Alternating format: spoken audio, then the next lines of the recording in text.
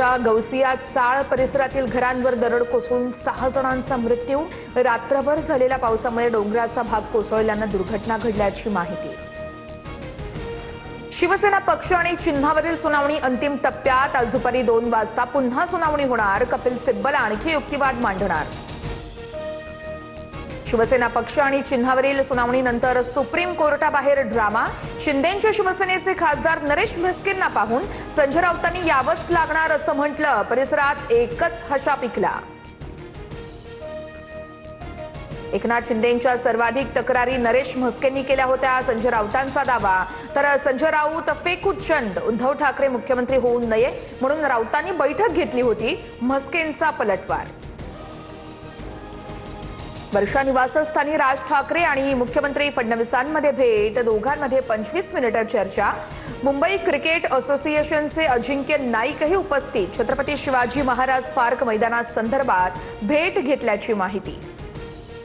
गडचिरोलीतील सर्पदंशामुळे जखमी झालेल्या विद्यार्थिनीची मंत्री अशोक उईके यांच्याकडून विचारपूस। मुख्यमंत्री फडणवीसांच्या निर्देशानुसार आश्रमशाळेतील कार्यवाहीचा आढावा। या प्रकरणी तिघांवर गुन्हा दाखल। गडचिरोलीतील सर्पदंश प्रकरणी आदिवासी विद्यार्थी संघ आक्रमक। आदिवासी मंत्री अशोक उईके यांच्या राजीनाम्याची मागणी।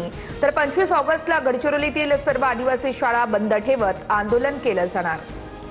नाशिकमधील खड्डे आणि संथ रस्ते कामांवरती मुख्यमंत्री फडणवीसांचं लक्ष। 14 ऑगस्टला कुंभमेळ्याच्या कामाचा आढावा घेणार। शहरातील खड्डे बुजवण्यासाठी प्रशासनाची धावपळ। कामचुकारपणा करणाऱ्या 35 अभियंत्यांना कारणे दाखवा नोटीस। उपमुख्यमंत्री एकनाथ शिंदे आणि एफडीएचे आयुक्त तुकाराम मुंढे यांच्यामध्ये बैठक। दूध आणि दुग्धजन्य पदार्थांवरील भेसळीवरती कारवाई करा। भेसळखोरांवर मकोका अंतर्गत गुन्हा दाखल करा। शिंदेंचे तुकाराम मुंढे यांना निर्देश।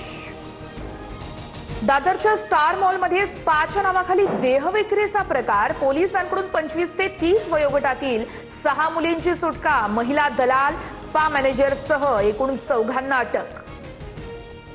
मुसळधार पावसामुळे चाकणमधील रस्त्यांची दुरवस्था। चाकण एमआयडीसीतील रस्ता निसरडा झाल्याने अपघात होण्याची भीती। वाहतूक कोंडी आणि इतर असुविधांमुळे आता परिसरातील 20 कंपन्यांचं स्थलांतरण होणार आहे। पुणे घाटमाथा परिसरामध्ये पावसाचा ऑरेंज अलर्ट जारी। मुसळधार ते अतिमुसळधार पावसाची शक्यता। तर मुंबईसह कोकण, नाशिक, नागपूरलाही अलर्ट।